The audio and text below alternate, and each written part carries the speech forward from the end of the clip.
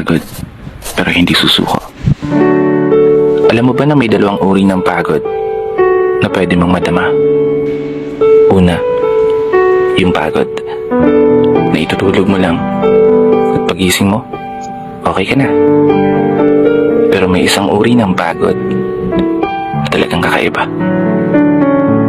Yun ay ang pagod na hindi nadadaan sa pahinga. Isang pagod na magpapahiwatig kung gaano kabigat ang mga problema mong daladala. Pagod na magpapanginig ng mga luha sa mata. Pagod na magdidikta sa'yo para sabihin ayaw mo na. Mapapatanong ka na lang talaga, saan nga bang direksyon ng aking mga paa? Mga paang tila pagod na sa kakahakbang.